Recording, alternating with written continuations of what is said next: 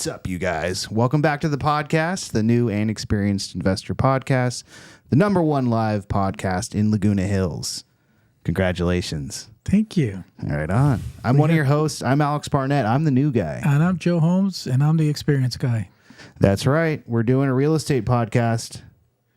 Is that what this is? Yeah. Oh, Real I told estate you to investing. remind me every time we start this Real estate. why I'm here. Yes, real estate investing podcast. Okay. But check this out.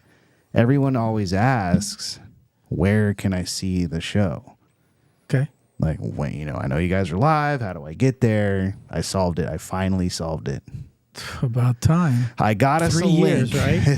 Season 3. Big update. neipodcast.com. So if you go there, it's going to automatically redirect you right to the live feed when we're live, which is Thursdays, 4 p.m. Pacific Standard Time. It took you that long? Yeah. Takes me a while. So I think this is episode 67. Wow. Yeah. That's nice. It's pretty good.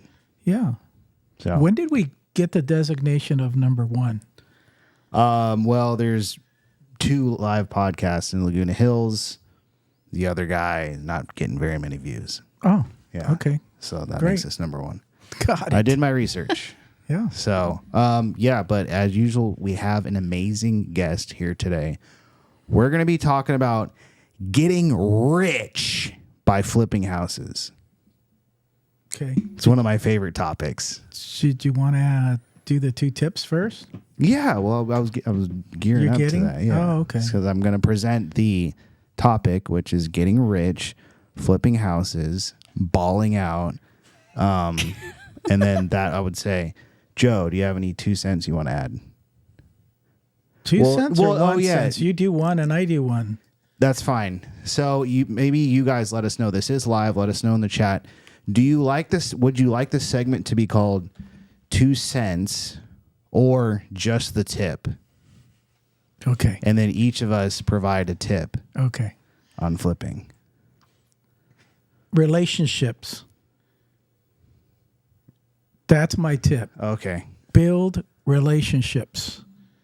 Escrow, title, contractors, anybody that has anything to do with real estate.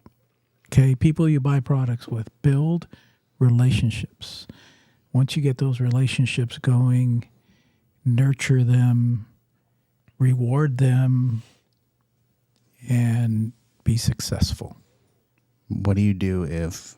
You're not allowed to ask me. I'm not being interviewed. Oh, yeah, you're right. Okay, That's good. just a tip. I'll save it for our guest. Okay, for our guest. My tip is once you get started and you're looking to scale, go slow.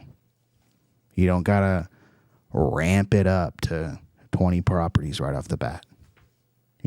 Get your skills down. It's a good tip. Because it's easy to get caught up in the, I'm not there yet. I need to be there. Then all of a sudden You mean you can't go from 1 flip to 50 flips in 2 months? It wouldn't be wise. You can, and I think people have done it. And I'm sorry, that was a question on your tip. And That's I told right. No questions sorry. on the tip. Sorry. You No can ask me questions on a the question tip. now. No, it's fine. Okay. That's all We're right. moving on? Yeah, we're fair. Okay. Before we bring our guest in, January 27th, we have a meetup. Yes, we do.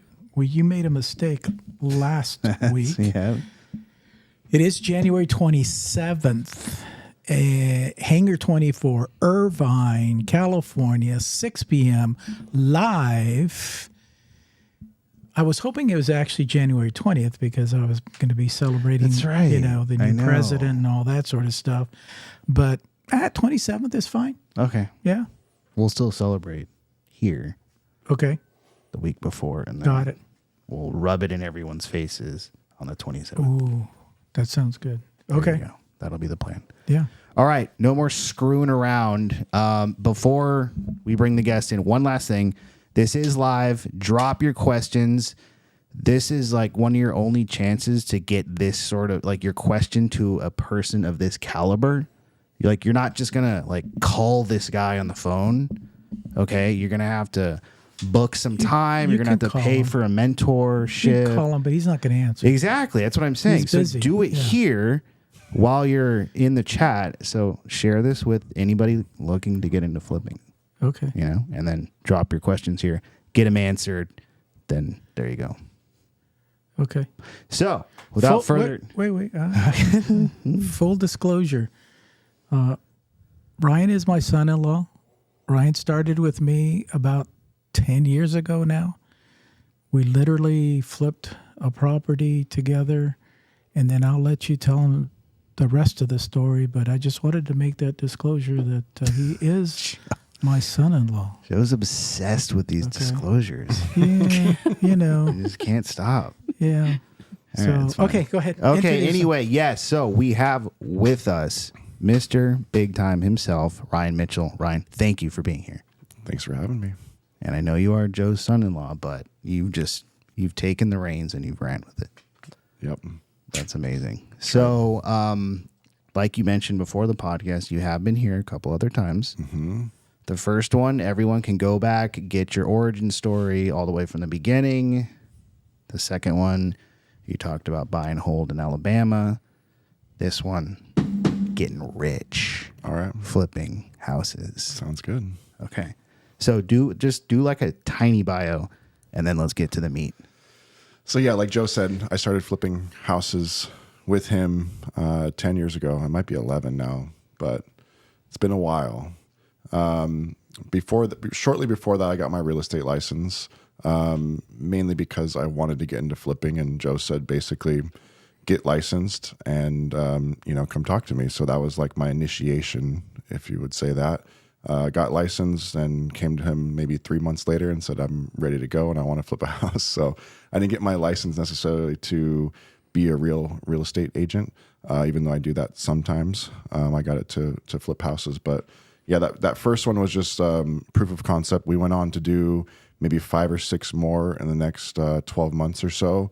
And when we first started, we were doing all of the work. I mean, we were laying the flooring, doing the painting, you name it. We were pretty much doing everything and hiring minimal subs. From there, I said, we did this. I learned a lot, and now I want to scale it. So then we started buying, 2 properties at a time and hiring a contractor. And then it was 3 or 4 properties at a time. And fast forward, now I got 22 properties that I'm flipping at one time. So just like you said in the beginning, we kind of ramped up, but did it slowly and sustainably, and built some systems along the way. It's still not easy, but we did it sustainably, and you can do it too. Yeah. I think that's great sort of experience doing the work yourself. Mm-hmm. Like right now, like working with Joe, we've pretty much just hired everybody. So I had never learned the hands-on stuff. You didn't want to. Well, I didn't want to also, but Yeah. Just the knowledge base would be good. We have to force you. I didn't necessarily want to either, but it was fun. We had a lot of fun doing it. Yeah. It was I try to have fun with people. Yeah. No, And I still have my, main mantra. We went out to lunch every day. That's right. Every day we went out to lunch. We were working eight hours a day, maybe 10. You would pick me up at 7 a.m. and usually we wouldn't get back till 6 or 7. Yeah. Yeah. And we did that 6 days a week, not 5. Yeah. We did Yeah. Saturdays too. We took Sundays off. Nice. Okay. So we literally did that for a year and a half, 6 days a week. How can people learn about, just the inner workings of a house without having that experience? It's tough. I mean, I still rely on all of that experience to this day. I mean, I know so much about construction now. I could probably pass my contractor's license test. I mean, I learned more and more from there, but it's hard. The only way you learn is getting, submersed in it. Before I got my real estate license, Joe had a partner who was a contractor, and I actually worked with him for maybe like a year. Before that, just doing, working for $10 an hour, just learning the construction business that way too. So I already had kind of a head start. But I don't know. Without going in and really doing it, there's not a really good way to learn construction. I mean, most contractors that pass their test don't know anything about construction either. It's like you just pass a test, and most contractors just hire licensed subs, and they just have the license. Just like most real estate agents don't know much about real estate until they actually start doing deals. Okay. The contractor friend of mine, his name was Mike. He's a very funny guy. He came up to me one day and he goes, "Joe, I'm paying Ryan $10 an hour. Are you taking half of it?" I go, "No, why would I take half of it?" He goes, "Oh, I would." Yeah. It's like, okay, no, I'm not taking half of it. And obviously 10 years ago, $10 an hour was okay. It was not great, but it was a good experience, and it was a good learning experience for him. Yeah, I would say so. I mean, I'm learning just like seeing the guys do the work. Yeah. Getting to the inspections, seeing the stuff that needs to get fixed, and then knowing, oh, this is all the stuff that's going to get called out. So then you can tell them to do it right the first time. Yeah. Yeah. Visiting projects and getting your hands dirty is the only way you're going to learn, really. Yeah. And that kind of brings me to like the scaling process. Cause Lauren and I will look at you like the whole thing is now that you're like, I never go to a property. I don't have to be there. I got that in my head. I was like, I don't want to go to any of these properties, doing it all from the phone, but I'm not at that point yet. I need to be showing up and making sure these guys are doing the work, until we have a team in place that we can trust. How do you fill that gap? I mean, what does that look like? I mean, it's pictures, it's FaceTime. I mean, it's trust with the guys and contractors that I have. But I'm on the phone all day long. You guys probably know it's constant. And most, some of those times is FaceTiming. My contractors jumping around to jobs, basically doing what I used to do and keeping everyone on track. There's no good way of doing it. But technology makes things a lot easier. We're implementing a new app now too that the guys will take pictures, at the end of each day, so we can see the progress that they've made each day. So we're actually implementing more systems to make that a little bit easier. But up until now, it's just been FaceTime and pictures from the crews that are at each job, and you know when a job is going smoothly by how quickly it's moving. If it's not moving quickly, then the guys are not working diligently and messing around, basically. So you just have to be mindful of the timelines and tracking that stuff. And it just really helps having a team and contractors that you trust. That's really what it comes down to. When we first started out, I speak fluent Spanish, and these contractors are Spanish speaking. And I walk in on some of the projects and stuff, and they start whispering, "Here's the jefe, here's the boss." Nice. Here's the boss. Not Ryan. That was me. No, not Ryan. They weren't scared of Ryan. They were scared of me more than anything else. Sure. Because Ryan he's just a nice guy. That's all there is to it. He's just a nice guy. Okay. Yeah. How does the nice guy deliver the bad news that you're done on this project? I'm definitely nice, but when it comes down to business, I can be, hard. I mean, I'm very much like a perfectionist in a way, and I like things done a certain way. So yeah, I'm nice all the way up until a certain point, and then once you burn me or do something wrong, you're pretty much cut. I don't really mess around with that. I've cut several people, and I'm about to cut some more. It's just what you have to do. Guys get comfortable, and they, as soon as I feel like they're taking advantage of me in any way, basically that's where you have to cut them off. Yeah, I went to a project once, and in the bathroom, and they had laid the tile surround, and it was horrible. It was absolutely terrible. I called Ryan. I said, "Have you seen this?" He says, "Yeah." He says, "I'm having it tear that whole thing out and start all over again." So, yeah, it happens. On their dime, absolutely. On their dime.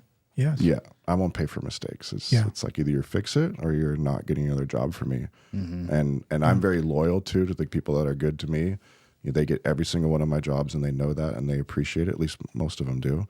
As soon as they mess up or something like that, almost every single time they fix it. And if they don't, then they're cut. Okay, good to know. What was that app you were talking about? It's House Pro. It's an app really made for contractors. It's really robust. You know, it's for running a contracting business. Basically, it can invoice. You create budgets, and then you have like actuals that you would submit in there. I can connect it to my Home Depot receipts, and all the feeds from Home Depot will go in there. So we're working out the kinks and like implementing it as a new thing for this year. But it's House Pro. It's not cheap. I think it's like $5 or $6 a year. Oh wow! But it does a lot. It does way more than I needed to do. Okay. So, and I can also build it out to like what I need. Nice. And how are your guys taking the technology implementation, or do they get stuck in their ways? Or are they like, another freaking app I got to learn? Well, the reason why we haven't fully implemented it yet is because of that like hurdle. You know, for most of the guys, they don't get technology. You know, we have to send them an email. They have to download the app. You have to create a user. Like just getting to that point is a struggle. So I'm getting everyone to come to the office. We're going to take like a day off work and meet somewhere, probably here, and get everyone together, get everyone signed up, and teach them how to use it, basically. I've realized after trying to get these people to sign up and download the app, that's what's going to have to be done. But yeah, part of it is the clocking in and clocking out. So that's the hardest part with a lot of these guys is tracking them and making sure they're at the job when they say they are. So this app will basically, it tracks their location. So when they get to the job, they clock in and it'll stamp their location. So we know they can't clock in while they're on the freeway. They can't clock in at home. They have to, when they're at the job, they clock in. And that's when their hours start. Because I pay my guys by the day. So say a guy gets paid $200 a day. That's supposed to be for 8 hours of work. But if he works from, you know, if he only works 6 hours, we don't really know that. And we end up paying him for his full day. So we're implementing that to make sure that they're actually putting in their hours each day. That's why they don't want to sign up. Yeah, they're get like, I tracked. can't figure out. He knows where I am. He knows what time I got here. Hey, before you do invite them here, make sure that they take a shower. Okay. Either that or tell me the day they're coming and I'll just stay at home that day. Like most of the guys are clean cut. There's the demo guys and landscapers and stuff like that. Yeah. They're all on our crew that, you know. They're getting sweaty. That's what There's one guy that refuses to put a shirt on. He won't work with a shirt on. Oh, that's awesome. I like that guy. Yeah. Okay. He's like up on the roof in the blistering heat. No shirt. Just nails and like demo flying. As soon as he starts working, the shirt comes off. Okay. What's the age group of your contractors? Like the crews, all the way from 21 years old to 70. 70, really? Yeah. It's still working? Wow. Yeah. Pinto's 70. Is he the head guy, the boss? No, he's like he's an old mason. He just does like stucco and block and does clean out, and it's just an old guy trying to make some money. Wow. Okay. So 22 projects going on right now. How do you fund 22 projects? Well, over the years, obviously I've built up funds. The way I do it now is I use hard money. Obviously, that's what everyone does. So Kiavi is my lender. They're the best in the business, in my opinion. They will lend 90 to even 95% of the purchase price and 100% of the rehab. So the money you need to really do a flip gets minimized when you have a good relationship like that. They will give that leverage to anyone, but the fees and points and stuff will change. But 95%, I'm getting 95% leverage on most of the properties I do now. I'm only putting 5% down. But, you know, you have to have money to do this business, whether it's yours or you borrow it. So using a combination of my own money and hard money and other private investors to make up that gap, the gap funds, the down payment, and the monthly holding costs, basically, to finish the project. Okay, so if you're first starting out, you're not going to get the best rates and terms and all that, I assume. So what is the difference between a newbie and where you're at? So Kiavi, I believe their rates and leverage are pretty much the same. What changes the most is the points. I pay 1 point. I think brand new person would pay 2 points. It's not a huge difference. What about interest? I don't think the rate changes. No? No.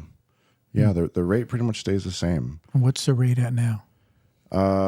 My rate at 90% leverage is 8.95. Oh, that's good. If I go to 95%, it jumps to 10.95. And then when I go to the 95% leverage, I pay an extra quarter point. So to qualify for the same rates that I get, you'd only have to do 5 flips in the last 24 months. So once you completed 5, they consider you a pro, and you get the same level as me, basically. Well, and the threshold's relatively low to qualify for that. And it depends on like where it is, right? The 95% is geographical. Yeah, they have their own like algorithm AI thing that basically determines if the property is in a good area, basically. But I mean, properties in San Bernardino qualify for it. It goes off of like the sell score, or risk score on the market as well. So if properties are selling in that market and it's a normal suburban area, then I think for the most part it'll qualify for the higher leverage. Okay, that's good to know. What are some sacrifices you've had to make to get to this point in your career? I mean, I think the sacrifices are similar to any business. I mean, flipping is running a business, and being an entrepreneur, there's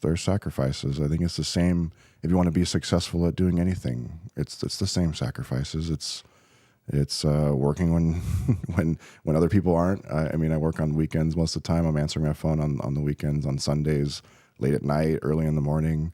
It's not that I have to be here at the office 9 to 5 like a normal job would be. My hours that I'm actually at the office are pretty lax. So I think I'm here from 10 to 5, 10 to 6, but sometimes I come on Saturday, sometimes I come on Sunday. I've I guess backed off on how much I actually work in the office. I really was working 7 days a week from 9 to 6 or 9 to 7 for a long time. But the sacrifice is the same. It's just doing what it takes. And that's the sacrifice is doing what it takes.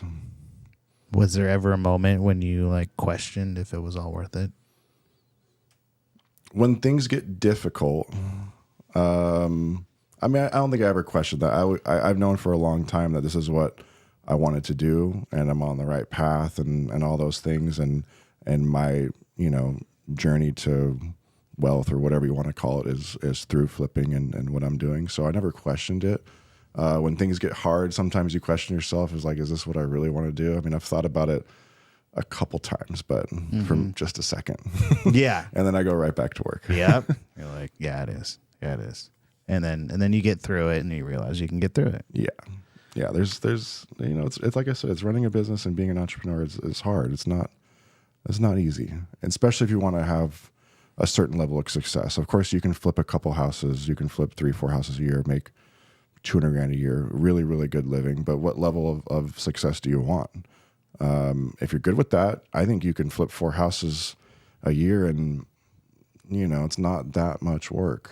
If you want to do 50 houses in a year, 100 houses in a year, that's a whole nother story. Yeah. Is there like a cap that you're looking to get? Or I guess, is there a number you're trying to hit, or is it a revenue-based number? I mean, my goal changes. That's what I always say about goals is it's like a moving target. It's like every year it's something different. I want to get to 50 houses in 1 year. That's my like new threshold, because the last couple of years I've kind of plateaued at 25 to 35 houses a year. So I want to break through to that 50 or 60, 70. Eventually I want to do 100. Every year the number changes. So there's no like end goal. Right. Yeah. Just keep moving the goalpost. You're at 22 right now. You're halfway there. This year I might hit 50. Yeah. We're going to see. Love that. What's been your proudest moment across all of these projects that you've done? In real estate specifically, the ones I like the most, that the flips that I enjoy the most, are the biggest transformations. The hoarder houses that, I mean, the one I think I closed it in November, December of last year. I mean, it's a complete hoarder house. There was mold everywhere, trash 6 feet up, throughout the entire house. And it was in Orange County. It was down the street from our office here. So to turn a house like that into what it turned into is really what's the most rewarding, is just the big transformations is what really like excites me.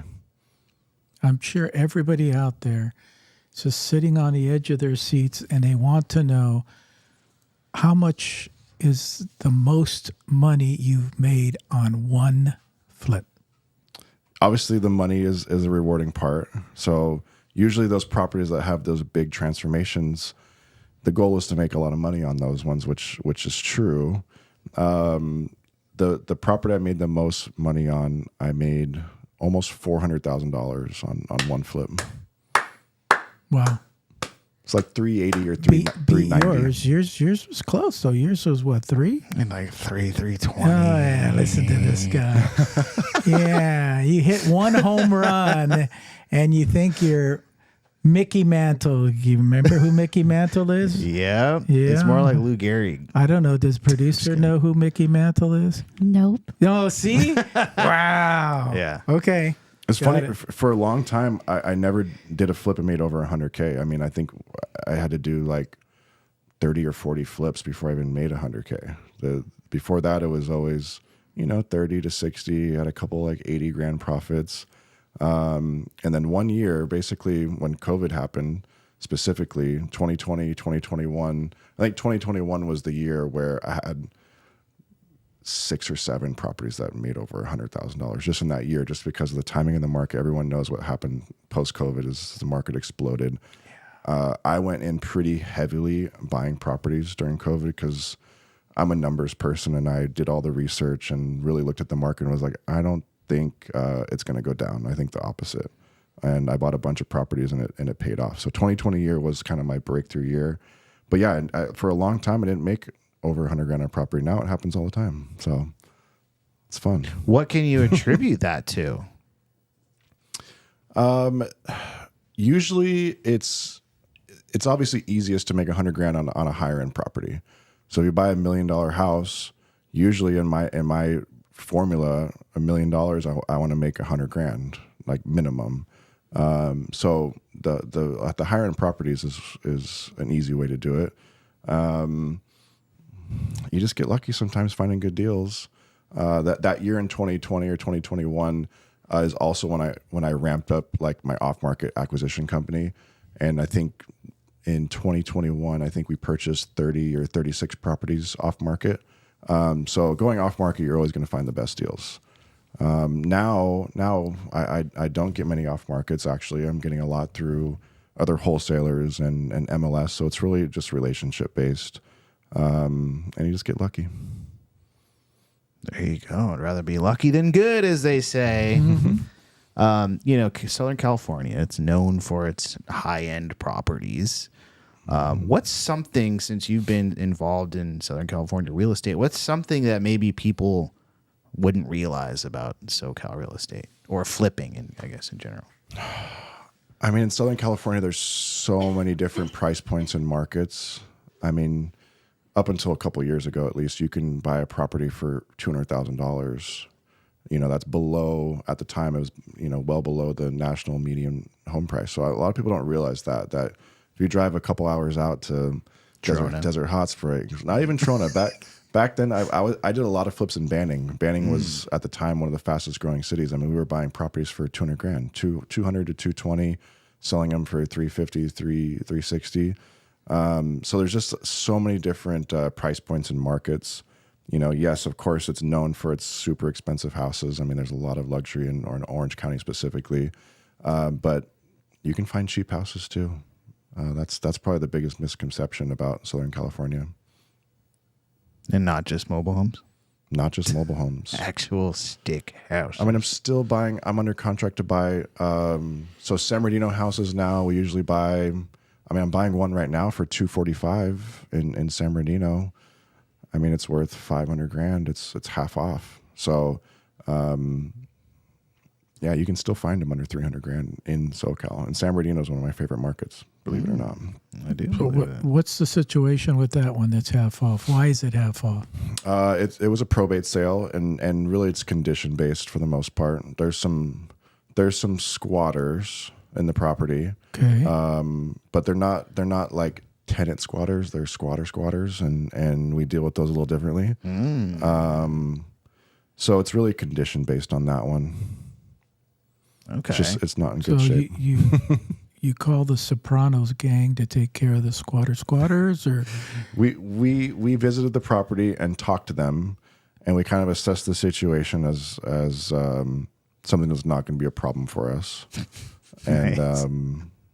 they'll be Take out. care of it. Yeah. okay, God. So I define them differently because if they're a non-paying tenant, they have, I mean, they're squatters' rights. Don't get me wrong, but a non-paying tenant has real tenant rights, and you have to evict them or do cash for keys.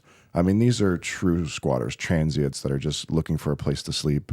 You can buy them a hot meal and give them $100 and put them on their way. Oh, So that's good to know. Kind of like what I did when we first met. Give you $100. I told you to That's leave, true, but yeah. you never went away. And a You hot kept meal. coming back. Yeah. I was like, wow, thanks, Jeff. I got to eat this week. Wow. Okay. Okay. Along with that, thank you for that. yeah, It's a little side of SoCal people don't realize. I think people do realize that it's an extremely competitive market. yes. Okay. How are you able to get to these numbers where you're doing like 20 at a time? I'm talking to some people, they can't even find one deal. So what's your, I guess, Secret what's formula. your secret formula now, today, in today's market? So part of it is relationships. So that was your tip of the day. It's a lot of it's relationship based, and it's experience. It's knowing how to write a competitive offer. If you're a first time investor, you're not necessarily going to be prepared to remove all contingencies after just walking the property for 10 minutes. So the properties that we get under contract, and we are getting a lot on the MLS, we walk them for 5-10 minutes, and we can assess, the condition pretty quickly and identify the major red flags. If there's foundation, electrical, roof, plumbing, whatever it is, if it doesn't have those issues, or if it does, we just budget for it. But we write a very competitive offer, closing in 10 days or less with no contingencies. And the first time people aren't going to be able to do that, and they're not going to feel comfortable doing that. So it's relationship and experience, and then just knowing how to talk the talk to, in this case, other agents, other listing agents, and making them feel comfortable that you are going to close on the property. That's at the end of the day what everyone wants. They want comfort in knowing that you are going to close with no questions asked, and having a track record. Hundreds of properties that I've purchased, it kind of speaks for itself, and that's how we get them. Now, you're saying we walk the property. You're not walking the property. I'm not. I say we. I don't walk them. Okay, that's good to know. Not anymore, at least. So You used to. Yeah, no, I know it used to, but I'm just making my point that Yeah. you have to have someone that you trust that's going to Absolutely. look at all these things. Because I'm trusting these guys are like, no, it's good. And then we go and we find out the roof needs all this and that. Yes. So how do you jam it into their heads that I need to know everything that's wrong with it? Well, I've been working with the same contractor. So when I said we started scaling and buying a couple houses at a time, that contractor we hired is still my contractor. So he knows now what I look for, what needs to happen. He understands the business himself. He's also been a contractor for 20 plus years and has a ton of experience. And he knows how to do every trade. I mean, he does the plumbing. He doesn't sub it out to a licensed plumber. He does the electrical. He doesn't sub it out. He does roofs. We don't sub out roofs. We do everything ourselves. So he knows how to do every trade. And so he's able to identify if there's an issue or not. He doesn't say, oh, we need to have an electrician come look at this. If you get a home inspection on a property, what's the home inspector say? It says you need to hire a professional plumber, electrician, et cetera, to come look at the property and evaluate it because they're the professionals. But my crew knows how to do everything so they can identify the issues. And within walking a property for 10, 15 minutes, we can come up with a budget. We know of course, things, we uncover things that need to happen that we don't budget for. But for the most part, we have a really good picture on what it's going to cost. That just comes with doing the reps. Yeah. I mean, Essentially, there's no way around it. And that also comes with educating the seller as well, and the seller's agent. They may want $1 million, but you're only able to offer 700,000, and you have to kind of justify that in their minds that, sorry, but this is not worth $1 million. And if you can get $1 million for somebody else, then move on. Have that discipline that, let's move on to the next one, because we're not going to make any money on this one. And that brings up something important too. It's like if as a new person or someone that's only flipped a house or hasn't flipped a house at all, it's like, don't try to make a deal out of nothing. I see that so much. It's like they want a deal so bad. I mean, I've made that mistake before too, but they want a deal so bad that they bend the numbers and say the ARV is higher than it is, or rehab's lower than it really is going to be, just because they're so hungry for a deal, and then it ends up hurting them in the end. But I've made the same mistake. Sounds like a wholesaler. Yeah. It's like a burn property. But wholesalers don't buy properties. It's the people that fall for the wholesalers' numbers. Yeah. Yeah, exactly. I mean, I know. I'm looking at some of these deals. I'm like, how? And then you see that it's sold. I'm like, I don't know who that person was, but Godspeed. Yeah, I'm pretty. I don't bend my numbers, at least not anymore. I was always really, really strict on my numbers and my formula, and if it didn't make sense, I'm fine turning down a deal. Yeah. There's going to be more. So you have to know when to say no. Yeah, absolutely. It's better no deal than a bad deal. Absolutely. You said you get a lot of on market. You said you did have an off market operation going. Are you still doing off market yourself in house? We've just scaled it back a lot. It's expensive. Yeah, I feel like the off market game kind of changed a little bit. It got more difficult for whatever reason. The same marketing channels that we were using when we were successful getting off markets kind of stopped working. Texting, it comes and goes. Whatever laws are changing, like we were texting a lot, and once that got difficult, we just scaled it back. It got very expensive, and I was looking at our acquisition cost per property, and I was thinking, is this really worth it?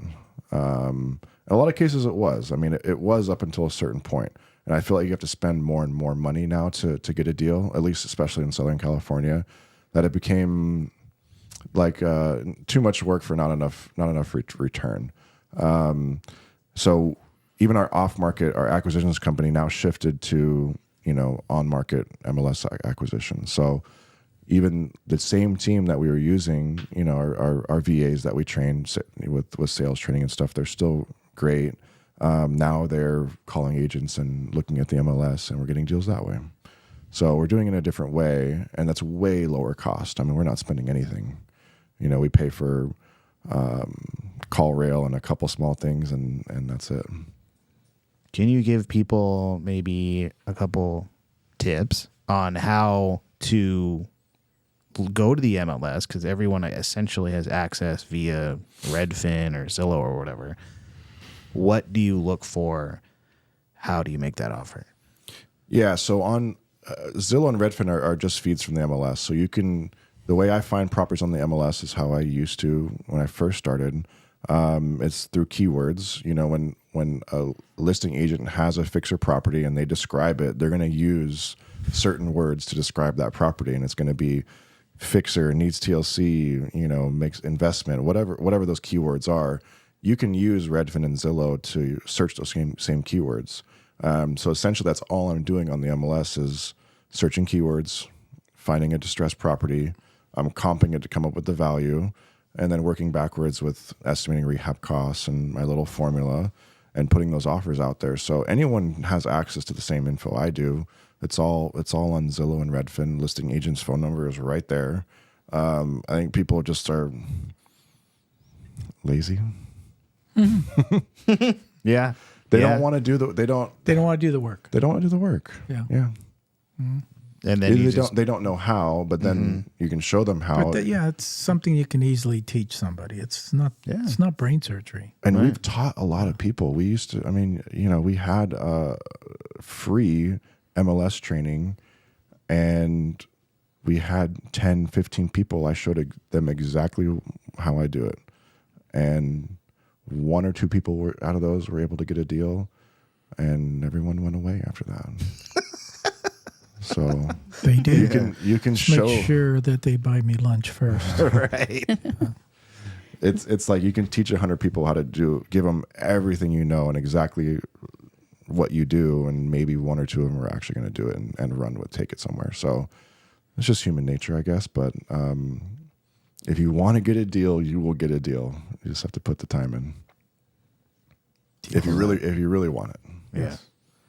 And I guess that's a mindset thing. And, based on mindset, everyone says, find your why. Like, why am I doing this? Has that changed over the last 10 years? And what is that, and what keeps you going? That's a good question. Thank you. Before it was, I wanted to make money, I mean, that's a lot of people's first motivation is they want to make money. They want to be successful. They want to have a certain lifestyle. Of course, that still is part of my drive. But during my first flip, I just needed to pay off debt and get out of the hole. And that was it. That was my biggest motivation. I was working every single day, just waiting, for that day. So that I can it's a lot of stress being in debt and struggling, and I did that for a long time. So that was the first motivation, and now it's providing. I have a family. That's what drives me now is providing a good life for my family. That's really all it comes down to. Of course, I have my own goals. I still have a certain level of a lifestyle now that I want to maintain and grow. I mean, I like having fun. I want to travel. Fast cars are fun. Like, it's not about being flashy. I actually enjoy it. It's not a flashy thing. It actually makes me happy. See, Joe, let him be happy. Let him drive fast. Speaking of fast cars, you're like what, 2 years into the current car? Yeah. Yeah, that's kind of getting old.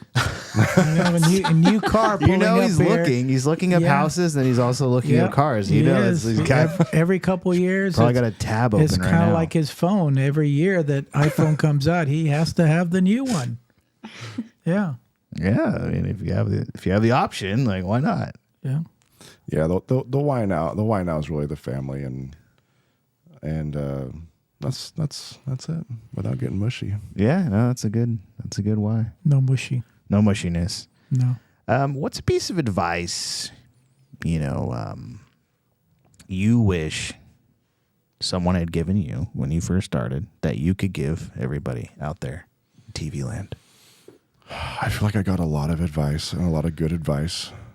What's the one thing Joe forgot to tell you? I'm just kidding. I learned so much. I don't think I was missing anything, honestly. Thank you. Good answer. I'm serious. Like, yeah. I learned so much so quickly that there was nothing there. I mean, I guess looking back, I could have scaled faster. I probably would have brought on more private money sooner, scaled faster, but maybe that wouldn't have been the right thing. Maybe I would have grown too fast and not been able to handle it. So going back, I probably wouldn't have changed anything. Thank you. Beautiful. Thank you. I love Thank that. you. Oh, look at you. Look how You have proud lots you of are. questions. I do. Wow. I know. But the one piece of advice, it's like, it's not advice. It's just, you have to work. You have to go and do it and figure out what your why is. And if it's money motivated, if it's providing for your family, whatever it is, remind yourself of that every single day and make it happen. That's it. That's what everyone's lacking. I taught him the 4-letter word. Lunch. That's 5. Work. Work. Work. Okay. Work. And I had a really good work ethic. I was never afraid of work. Yeah. If I saw an opportunity, whether it was, starting an online business, which I did early on, like I worked and made it happen. I never lacked work ethic. I just lacked the opportunity. So once the right opportunity came, like I took it and ran with it. That's it.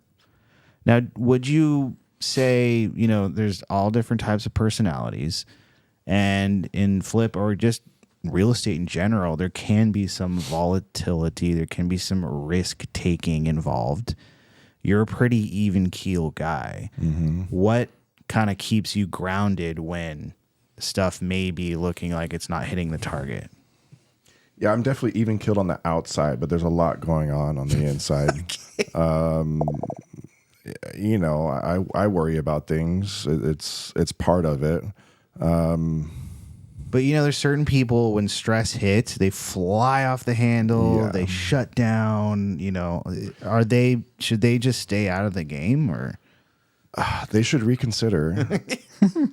Yeah, they should reconsider. Some people aren't made to do this, and the sooner you realize that, the better, probably. okay? I had a student, and Ryan's laughing because he knows exactly what I'm talking about. Not yet, actually. Let's see. And we were flipping in Laguna Woods, and it was her first flip. And I tell you, I give advice, and people sometimes don't listen to me, which is fine. It's their money, at the end of the day. But we finally finished that flip. It was during COVID, so yes, it was a lot of problems here and there, especially in a senior community like Laguna Woods. But at the end of that flip, we kind of both came to the same conclusion. I will not teach you how to flip anymore. And she decided to get out of the flipping business. Okay. She was literally a stress monkey, as like literally on the phone with me 2 and 3 times a day, giving her advice, do this, do that. And she'd do the opposite. It's like, that wasn't good at all. Yeah, to me, stress, anything that stresses you out can be solved by working. So again, back to the work thing. It's like if you're stressed about something, you can fix it. Mm-hmm. You just have to put the time in. I mean, there's some things you can't control. I mean, I've lost money on flips. I only thing I could have done to fix that was not buy that property. But it's just part of it. You have to be able to handle it and work through it. There you go. We do everything Joe tells us. It's pretty simple, you actually. Yeah, No, we you do. don't. Pretty much. That's a good No. start. Yeah. That's a good No, start. you don't. I mean, I don't know if there's been anything that you told me to not No, do that's that true. I did. Other than you need to visit the properties more often. Oh, yeah. That's Which what I was I saying. think That I was- finally, Yeah. got that Yeah. through. yeah. Oh man. Yeah. You were trying to be Ryan. I know. That's what I and said. you're not there No, yet. exactly. I Yes. told you that. Yeah. Yes. No, I you called you yeah, on but New Year's, and I was like, I had to tell you that. Yeah. Several times. that's it. When I know. first hired the contractor, I was there every day. Yeah. I was literally there every day. And when I had, 6 or 7 projects going on at a time, I would drive, 3 or 4 of them one Right. day and then the 3 or 4 the next day and maybe spend 1 day in the office or 2 days in the office. I didn't have that much to do at that time. There's not a lot to do. And I was out driving the properties. And it slowly became less and less to when then I would just spot check and surprise people. Mm-hmm. Not tell anyone I'm coming. Right. I really never told anyone I was coming, actually, because I wanted to see what was going on when I showed up. They could just hear your car coming down the street. Back then, it was a Tesla. So. Well, Even better. I remember you flipping in a particular area, either Riverside, San Bernardino. It was a very sketchy area. I do a lot of those, yeah. The crew was there. You pulled up, and this young lady of the night walked out of the house. Oh, And it boy. was like, what was she doing there? Yeah. Oh, Yeah. no. So, I didn't ask any questions. no, I didn't Yeah, ask. yeah, there's- you know, There's lots. moving on. There's lots of stories. Yeah.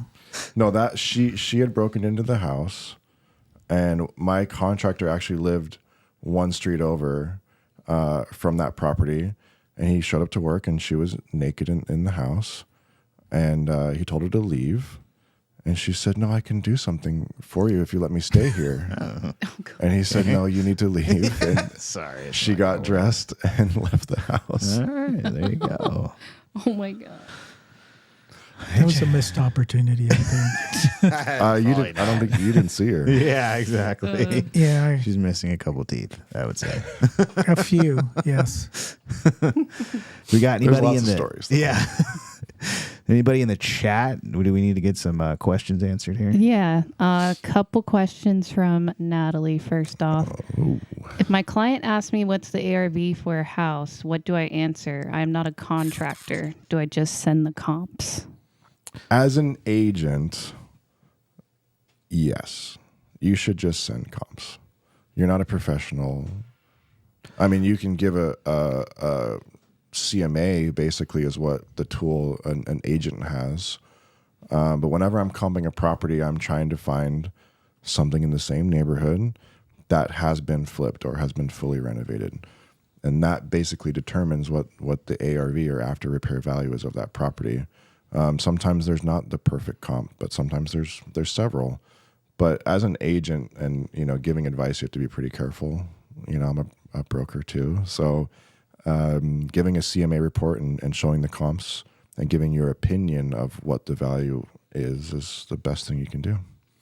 Will you buy a property even if there's not perfect comps, or are you doing your math, or how do you approach that? I'm definitely more cautious on the ARV if there are limited comps or there's not something that's been fully updated.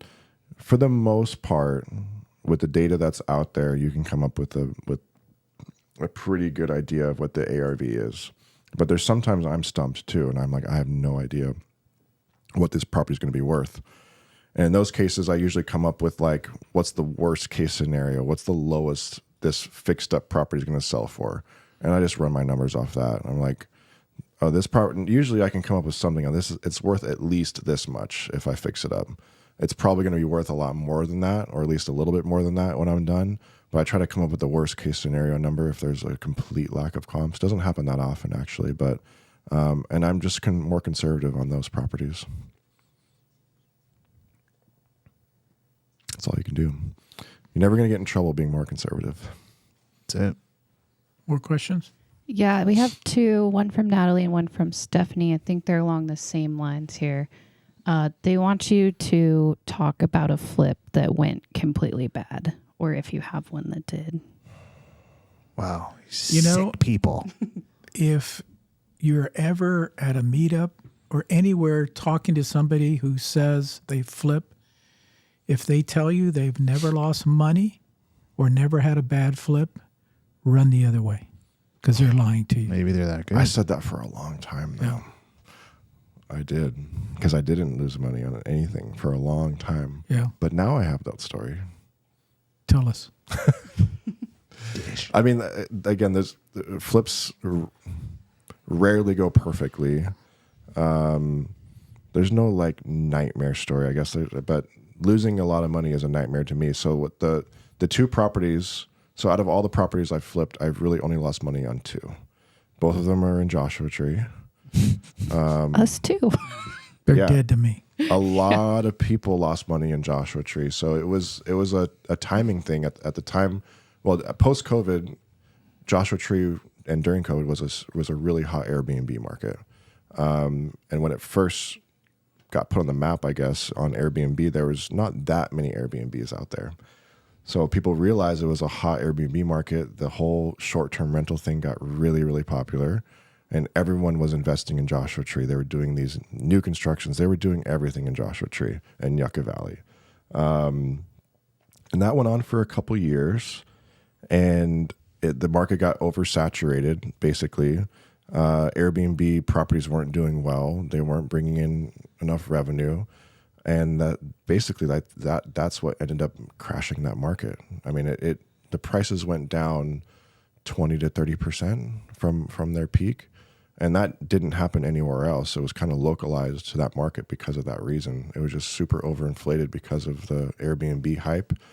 And I bought two properties there towards the end of the hype. they're far out there. They took longer to remodel than I wanted to. They're in the middle of nowhere, basically.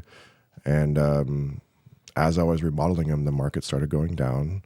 And I listed them, and the market kept going down. So I was essentially chasing the market down.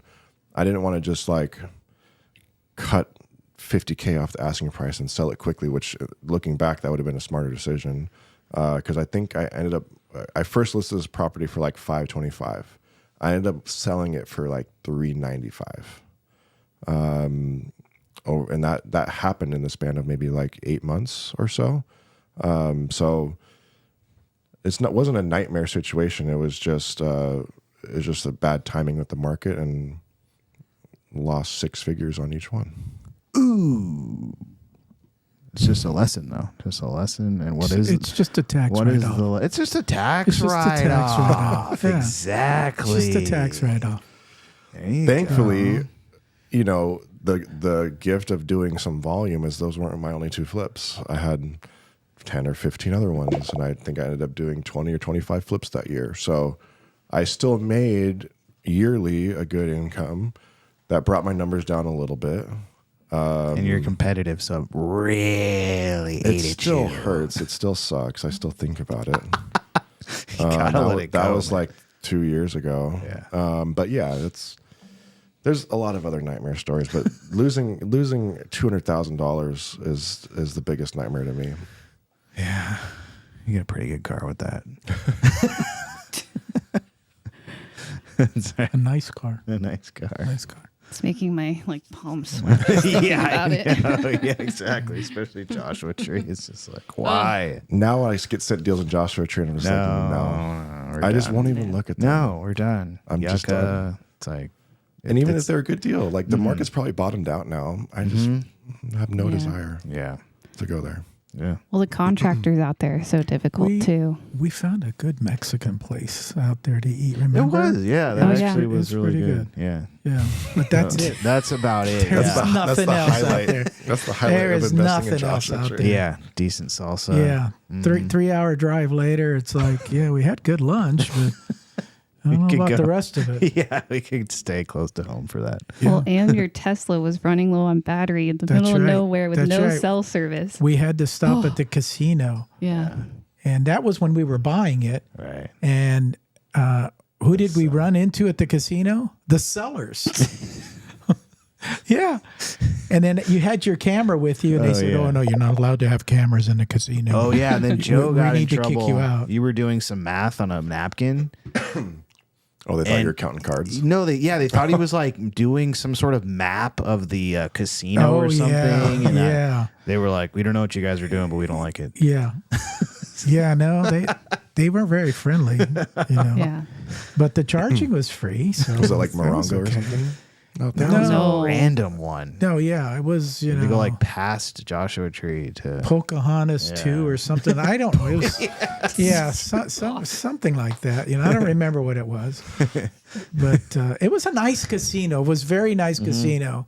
And I didn't fault the security guys coming around, especially talking to him because he's pretty sketch. exactly You know? camera. Yeah, But me, it's like, look at all these tattoos yeah, on him. this with the camera. He's got full beard going. Definitely you know. casing the joint. Yeah. Yeah. It's like, what was that, Ocean's 11 Yep. or whatever? Yeah, they thought we were Ocean's 11. Exactly. Like, Take it as a okay, compliment. whatever. So, yeah, no, I agree. Joshua Tree's dead to us, too. Yeah. We'll move on. Stephanie also asked, have you ever flipped any commercial properties? No. And then if not, why? I don't know anything about commercial. That's because Stay I in your told lane. him not to do that. So commercial. I don't know commercial either, so there's nothing I can help him with, for commercial.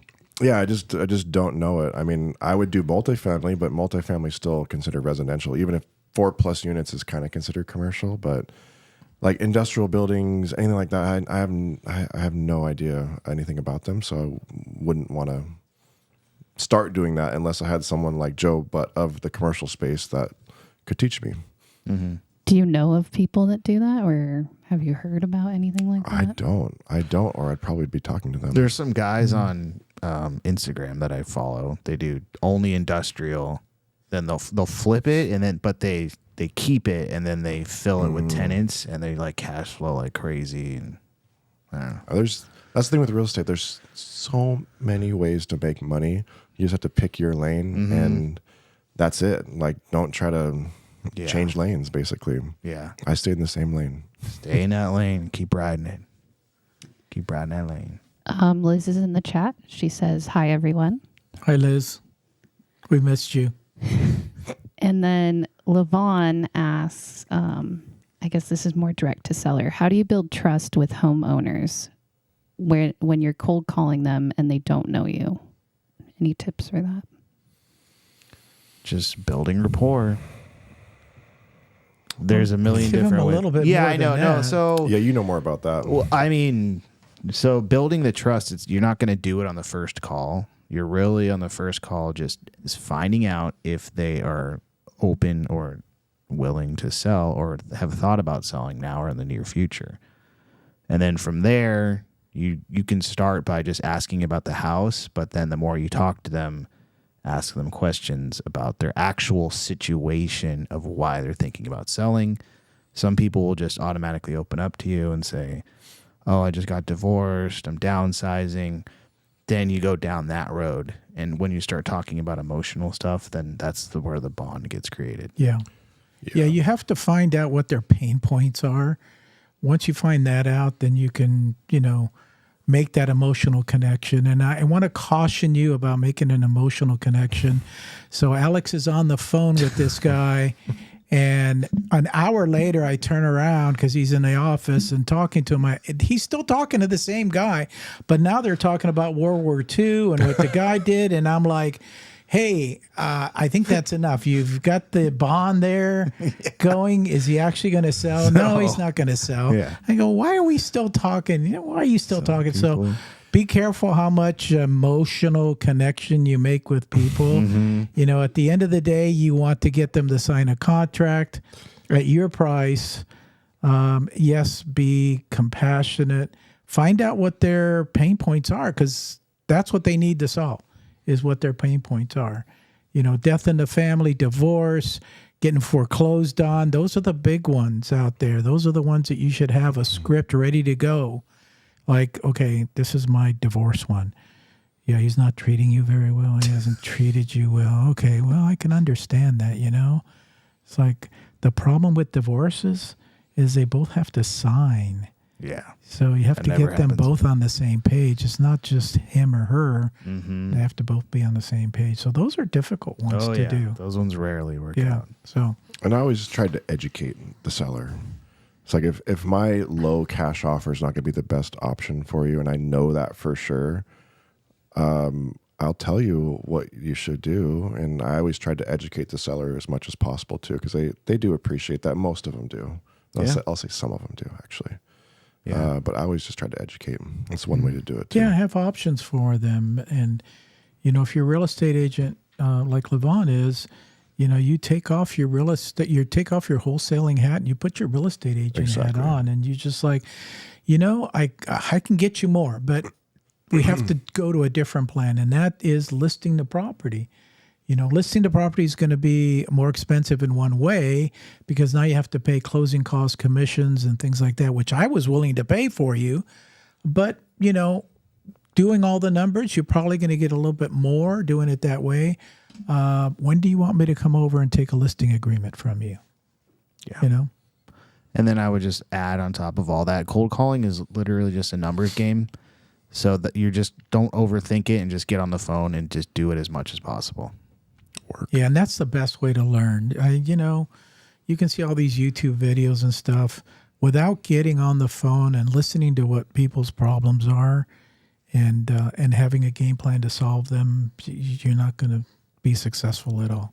You literally have to make the calls. Yep. Work. Oh my God, where's that word again? There it is. Work. Work. Yeah. Cool. All right. That brings us to a segment where we call reactions. We have a few. Yes, you got to put the headphones on for this. We have a couple videos we've curated just for you, and we want to get your reactions. Okay. Okay, here we go. First one is flipping mistakes. See one of my mess ups? This is it. Right, this property in Bellwood is going on the market, and it was bought for $140. We spent about $35,000 in terms of fixing it up. I'll show you the inside. But this one is a goof because we're putting it on the market late. Remember, there are 4 factors, right? Price you buy for. Number 2, the amount of rehab you do. Number 3 is the amount of time you hold it. And number 4 is the price you sell for. In this case, we've held this property just way too long. And that's the biggest problem. So, am I going to make money? I'm going to make about $45,000 to $49,000 in this particular property, but it's just not enough. And the amount of time that it took to do it, that is not something that is acceptable for me. See, most people don't want to show me their mistakes. I always like to laugh at my mistakes because guess what? If I make them at this level, right? Sometimes it's my own goof up, sometimes it's factors we can't control, but that is the reality of flipping. See one of my mess ups? This is it, right? This property in Bellwood is going on the market. He's going to make and it was 45, bought 50K for on a $140. 140K purchase. That's pretty good. I mean, I don't know what timeline he's talking about. If it's a year, I mean, if it's longer than a year, then yeah, maybe you messed up, but I wouldn't call that a mess up. What timeline? I mean, do you have it pretty much perfected now? You know you're going to get in and get out at 8 weeks, or what's the? No, not perfected. Okay. Construction is construction, and there's so many variables and things that can happen that are out of your control, just like he said. But if it's a straightforward remodel, we are completing them in 5 or 6 weeks now. Before it was a lot longer. I've tightened up my timelines on normal remodels, but a normal flip from close to close is 4 months. If it's longer than that, then it's usually like a higher end property that the remodel's longer. You have permitting issues or whatever else. What are some of the biggest things that cause it to get delayed? Getting caught without permits is the one thing that can really delay your project, which it happens. Again, I've done hundreds of flips. I've probably gotten, and I don't pull permits, by the way, but that's a whole nother topic. I've probably gotten caught by the city now maybe less than 10 times. Nice. So pretty good odds. But that is always when projects go longer. God bless them. They just want their money. This guy said he was getting ready to list it. Mm-hmm. The floors weren't done. Yeah. Had Maybe popcorn that's why. ceilings. I think out there I don't know. you can get away with that. Really? They're like hardwood floors. He's Yeah. probably going to sand them and stay Yeah, but there. if he's getting ready to put it on the market, he would have to have done all that before. Maybe that's, maybe and that's then the last floor thing. and the flooring, that's something that you want to do up front because there's a lot of dust that goes around all over the place. If he painted the place and he finished the kitchen and all that, that's all going to be dusted up. So there's a process to flipping, and when you do things like that, that should be done up front. The flooring? Yeah. Do it first? Yeah, if you're going to sand it, if you're going to put sand it, yeah, I know. if you're going to put I see what you're saying. vinyl on top, that's a different Right, story. right, That can wait, but that's good. yeah, you're going to sand it, and then the popcorn ceilings, you want to do those first too. Yeah. It didn't look like he was going to remove that popcorn. I don't think so. He's just going to leave it. Yeah. Yeah. That's just a different comp. Different there. area. Yeah. Yeah. What do we got next? Next up, we've got Leave the Trees. If you're going to turn a piece of property and turn it quick, in other words, you're going to flip it, you're going to sell it, you don't want to make the mistake of cutting down all the trees. I'm telling you, people love trees. Most people like the trees. And you'll pay somebody to come in and rip all the trees out, and I can promise you the vast majority of people would rather have the trees. So when in doubt, don't cut down the trees. Leave the trees. Make room for the house and leave the trees. If they want the trees cut down, they can cut them down themselves. But having trees on a property is not going to make or break the person making the decision to buy the house. Leave the trees. If you're going to turn a piece of property and turn Really it quick, adamant about you're going to leaving the flip it. trees. You're going to sell it. You don't I want to say make the trees are mistake leave of time. cutting down all the trees. I mean, I kind of agree. Trees are expensive to remove, so I usually leave the trees. We usually leave them. We just trim them up and make sure they're not problem trees. So problem trees are trees that are planted or growing too close to the house. And then eventually, or if they already are, I've seen it many times, they're lifting, cracking foundation or any of those issues. Or if they're planted in the front yard and you have an old drain, most of the time, those roots are going to be in the drain and that's going to come up. So that tree has to go. And then sometimes you have to replace the drain line or recoat it or whatever. But for the most part, we leave the trees. So I remember back, there was a tree story about you removing a tree and then either the neighbors or both, the city got upset. Oh, there's two tree stories. Then I thought you were talking about. I'm talking about the one the city got that upset. one. That one. Yeah, I removed. It was a huge tree. It was a really ugly tree, and it was right in the middle of the house. I mean, it was huge. It blocked the whole. You couldn't see the house pretty much. So we removed it. And in this particular city, the trees are protected. California. San Juan Capistrano's the So same there's way. certain cities that, and this was like some, special species. I had no idea, So we removed the tree and they were very upset. They were very upset. Oops. So you're supposed to relocate these trees or, plant a new one to replace it. But the city was pretty nice about it, and we worked through it. That was one of the situations. That was actually the house that I made the most money on. That was that house. But I did get red tagged on that house. I had to pull permits. I got in trouble for taking out the tree. I think they fined me or something. I forgot exactly what the repercussions were of that. But I made $400K. Worth it. How do you relocate a tree? Very carefully. I picture it's kind of like, Free Willy where they bring the trailer and you have to keep the water on it. And you're going, it's driving down. Yeah. We're like, take the It's tree. kind of like that. Yeah, right? It's kind of like that. Yeah. The curb appeal was so much better. That's one thing that leaving the trees could get you in trouble. Like curb appeal is huge when selling your house. So if the tree takes away from the curb appeal, which in this case it completely was, It's gotta go. It's got to go. Understood. It's better. How's the saying go? Ask permission. No, not ask ask. for It's better to forgiveness. ask for forgiveness than There ask you for go. permission. And you're like, I didn't know. That's it. Yeah. That's Yeah, it. if I would have That's asked them to always it. take that tree out, they they would would've have been been like, absolutely no, not. you're not touching that tree. No, And we the have tree the- would still be there. Historical Tree Society all over that. Yeah. All right, we got one more. This one is buying. Hold on, let me get my mouse here. Where did I go? Got it. Buying sight unseen. We're going to change the locks and see what we bought. With the intent of this one is actually to fix it up and flip it and put it back on the market and hopefully sell it for a profit. In this case, we probably bought this one for probably 70 cents on the dollar. There should be a lot of room there for margin to make a nice profit. But given what my person told me, this could be pretty bad. So we'll see when we get there.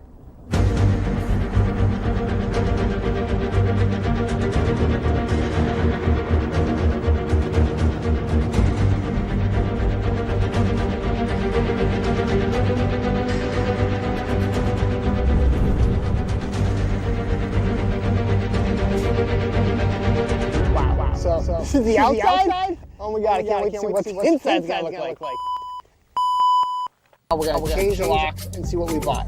Is that a The rap intent you? of this one is actually to fix it up. I buy a and good flip amount of it and put property it back sight on the market unseen. and We hopefully used to do sell a for a lot more profit. when we were In buying this case, we probably- foreclosures.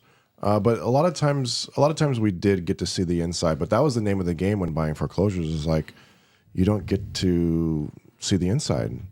So the biggest risk in buying sight unseen are all the big ticket items that you cannot see from the outside. Foundation, probably the biggest one. But yeah, I still buy property sight unseen. I don't love doing it, but I do sometimes. But yeah, it's just the big ticket stuff that can get you in trouble. If you have a great margin on it, and in my opinion, 70% on the dollar is not a great margin, but if you have a good margin on it, then buying sight unseen, you kind of have room for all the stuff.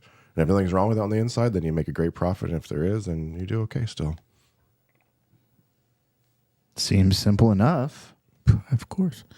Out of all these properties, you put, I'm going to guess you put a substantial amount of money to rehab them, and that's kind of normal for you. Mm-hmm.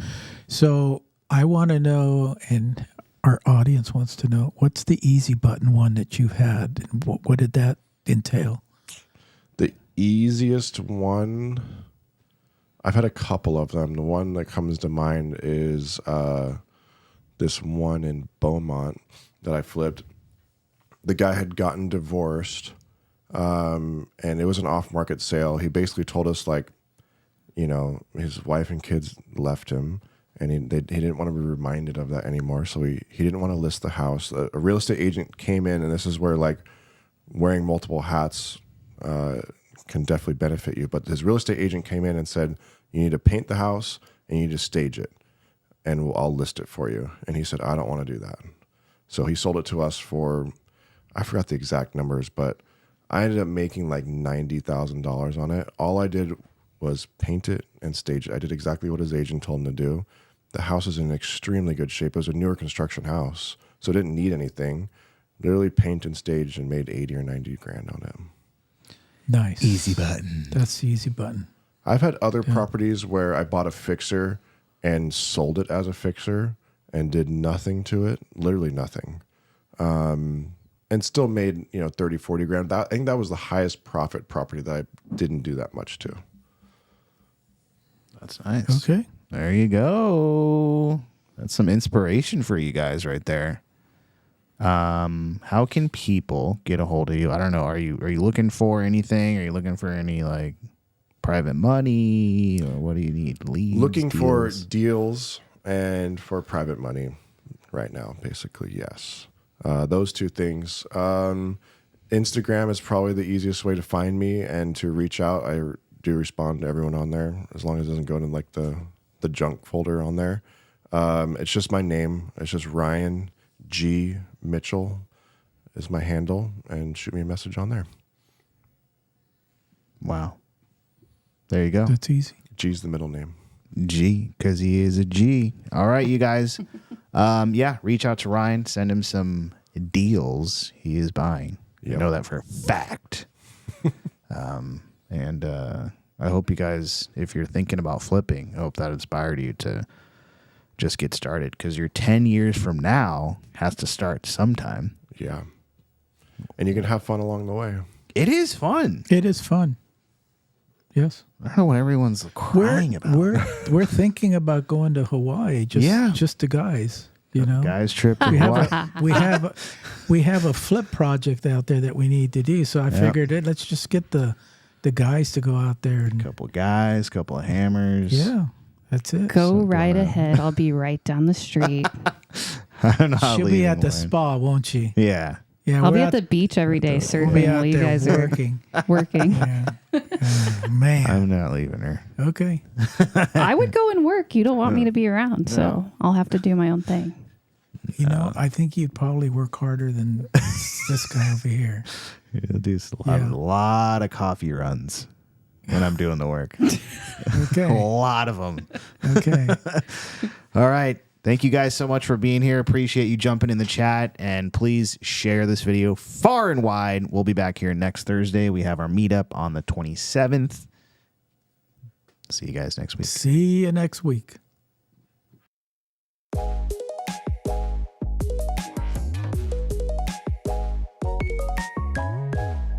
you want some more advice on real estate investing, reach out to us one-on-one.